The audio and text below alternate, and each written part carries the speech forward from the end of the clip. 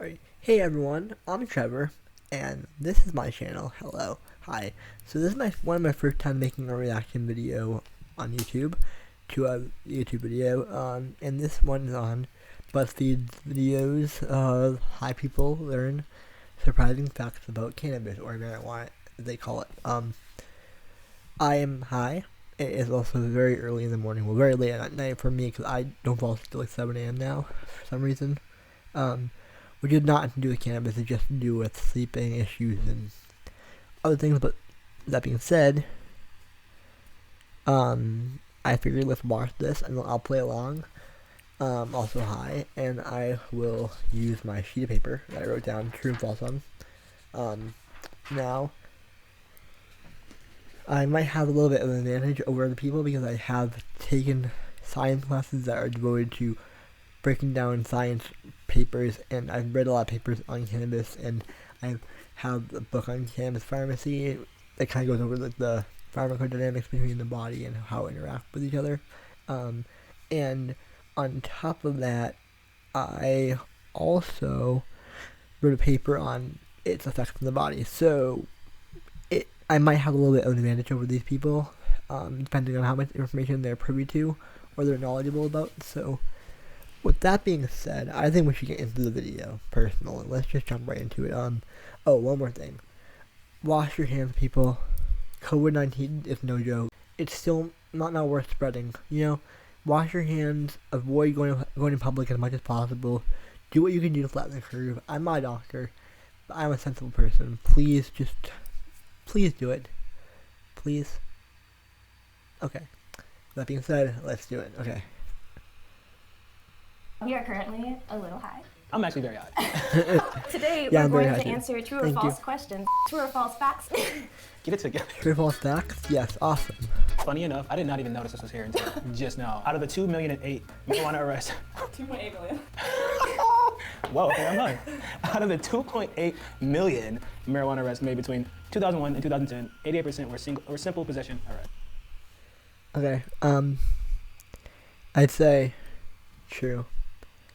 Because the big issue with the legal aspect of cannabis, and I'll go into it in a second. I'm gonna say that's true. I'm gonna definitely say that's true. That sounds like that would. Yeah, okay. So the whole thing with this, that legal aspect wise, it was propagandized for so many years and then illegalized and criminalized. And it was a lot of racial issues, a lot of other issues that were happening during that time period where Nixon and Reagan were president in that area. And it was very racially infused, and it still can be because there's still a high proportion, number of black and other races that are being arrested over white people, even though white people are being arrested at a high rate as well, and they're being charged with way harsher penalties than anything that is done for manslaughter or whatever. It's really insane sometimes of what they put on you for, I don't get it. It's really frustrating when that happens.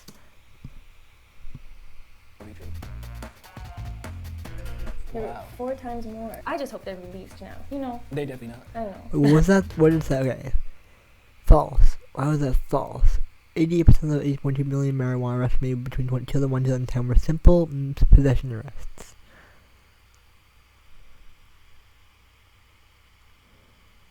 Wait, how much do they say was? Oh, 2.8. Okay, I wouldn't know the semantics of a number. I'm not faulting myself on that one, okay? I know. It really pisses me off. No. Continue. Next one. What did she say? Yeah, that would be true. Okay. Wow. 4 times more. I just hope they're released now. They definitely not. I know. So wait, is 8.2 million? So it was. Sorry, I want to try and work. I want to get log in my head quickly.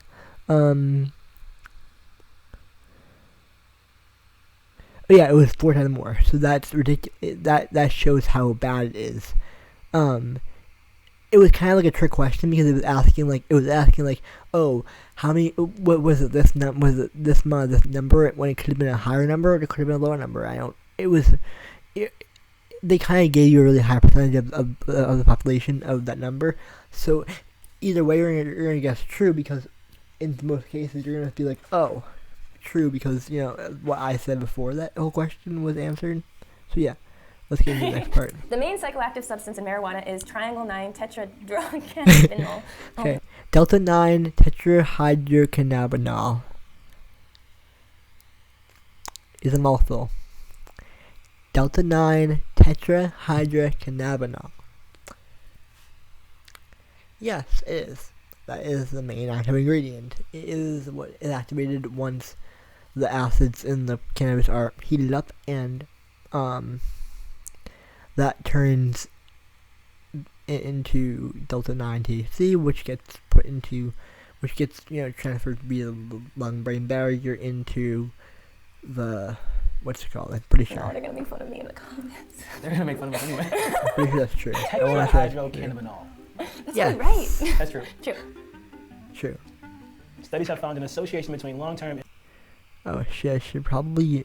I'll keep independent this marijuana speed. use and an increased risk of panic attacks and panic Oh, disorder. no. That's I'm gonna true. probably say that is true. People probably get like super paranoid when they're high. They just get triggered from that like high Yeah. panic attack and it just I'm happens. pretty sure that's Hope true. not. I'm gonna say that is false. Damn, Yeah. I was hoping it was So the false, big honestly. thing with that is that it does help relax. It does help you relax, but it is a psychoactive drug.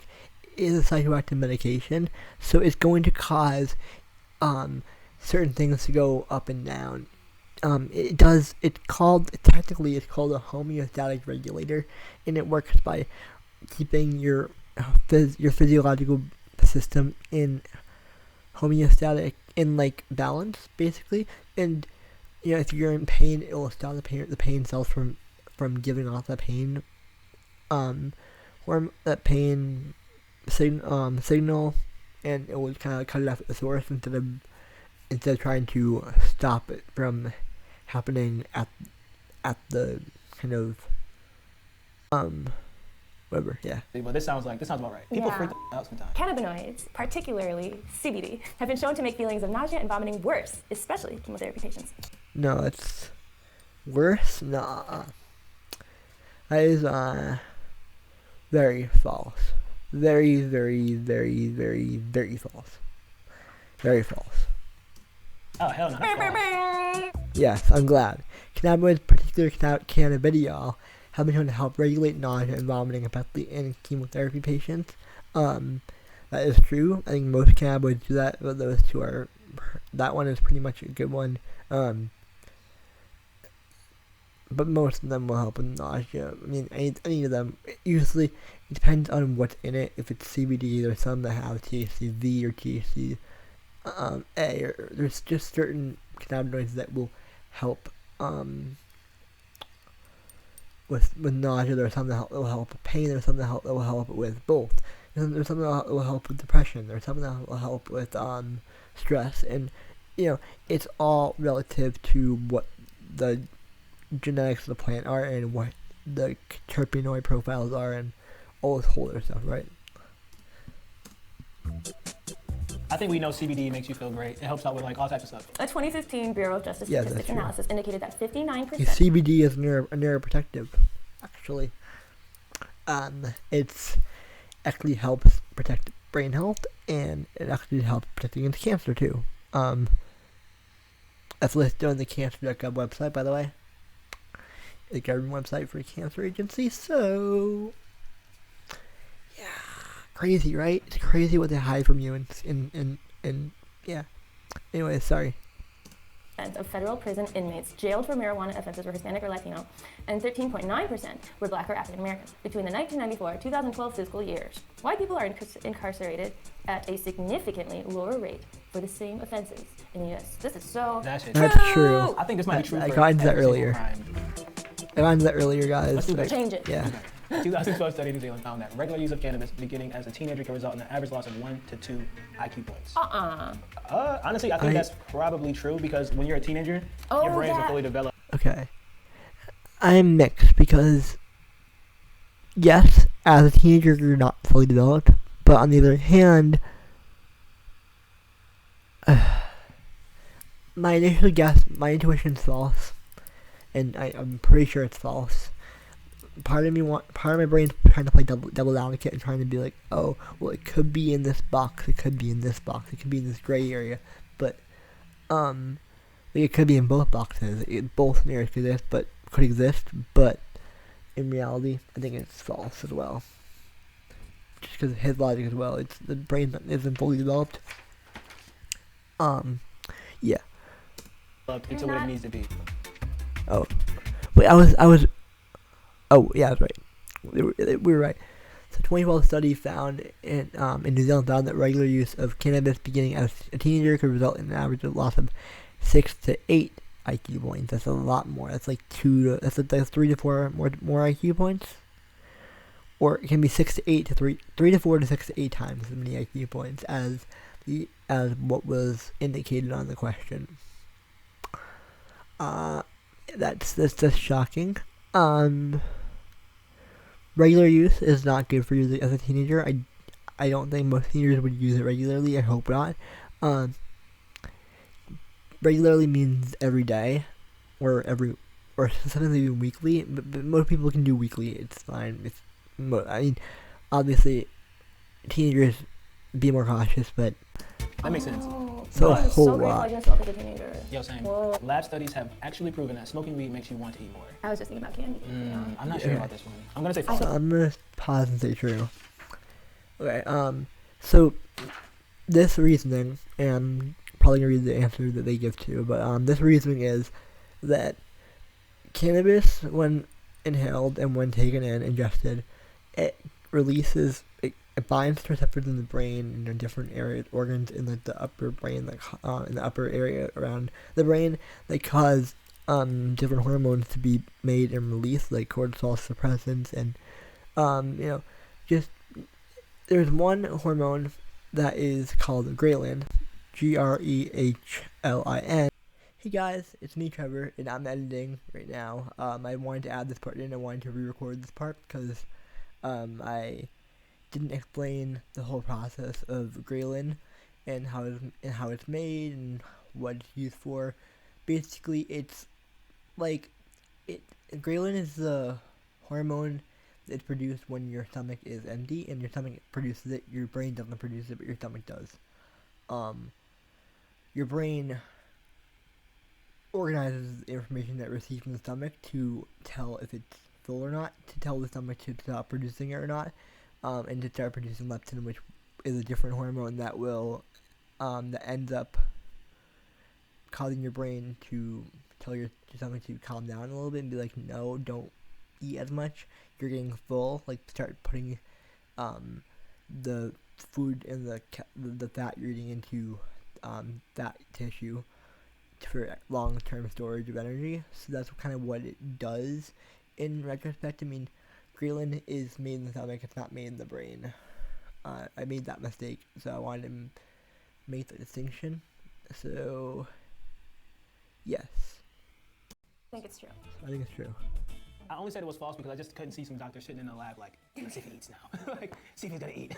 The two most widely recognized subspecies of cannabis are reefer and giggle smoke? Man, hell no. No, it's false. Okay, no. Is you a We man all know walking that. We all know that. Hey, you gotta giggle smoke. I hope you would know that. As of 2016, marijuana is the 10th most widely used recreational drug in the world. I would say false. I'm gonna say that's higher. Higher. World? I'm gonna say false. Okay, I'll say false too. Yeah. That's the most widely used That makes recreational sense. drug in the world. Okay, that makes it even worse that it's the most illegal drug in the world. Besides heroin. But yeah, that makes it completely insane that it's illegal and so demonized and criminalized. It's so awful. It's complete hypocrisy. Cannabis and THC can give you temporary psychotic symptoms. I hope Hell not. no. I don't believe that. Okay. Sorry guys. I got it wrong. This is true. Oh, it can't. No, wait, this might be false. Cause it can't cause it, but it can increase. If you have a risk factor of like genetic issues, you will. It can increase your risk of getting it, but it can't make you have psychotic issues. It can cause issues with like mania, or like for some people it can cause issues for psychosis, not psychosis, but like paranoia. But I think it's false. No, it's true. I said it was true. No. Because why I flip flop again? Because I knew it was true. I switched it off because I got that wrong, but I got it right the first time, and that logic still applies. The whole logic of that it's a psychotic and it's whatever, it still applies. And so it can cause issues with if you have the risk factor of it, like genetic issues. So keep that in mind. Yeah. So sad. Temporary psychotic symptoms, like what the hell do they mean? Like, what do you do? Like, yeah, because you Paranoia. Like, blah, blah, Oh. Yo, some edibles? Edibles will have you. Oh yeah. Okay. All types Spacing of out. I mean, overall, the you know. questions like they're pretty predictable. Like I felt like I knew what a lot of them were. I was surprised by a few, but I already don't remember a lot of them. Yo, I was thinking the same. I'm like, I don't remember what we talked about. Do you think this will change your habits, or you think you're sailing? Honestly, I'm gonna say no. I think overall, Yes, what we learned, we I know think how to so say too. THC. We know the delta 9 tetrahydrocannabinol. You did that so well. I mean, another thing we know is that we should probably start talking to some of our leaders, some people in the political range, to see if we can get marijuana changed to giggle smoke. Because that's what I want to see. I want action. And I want Yeah. marijuana, giggle smoke now. Okay. So, I'm surprised with the question. There's some that I think that a lot of people knew. There's some that I think that some people wouldn't know. I think I didn't know one of them. Maybe I don't. I think it was like the whole number issue with the first question. But overall, I think it was pretty solid. I mean, I wish they would focus more on the health benefits instead of the issues. I mean, they did kind of talk about, you know, it being a hunger signal thing, and it, you know, I'm glad they did. I'm glad that it was talked about. Basically, I'm glad the questions were asked, and I'm glad that people were answering these questions, and I'm glad that people are trying to learn more. It is becoming more widely used. I mean, that whole stat about it being the top most used drug in the world in 2016. I mean, that's insane. That it's still illegal, but alcohol is legal and it's toxic and poisonous. But anyways, guys, I'm gonna go. I will see you guys in a different video, and peace, guys.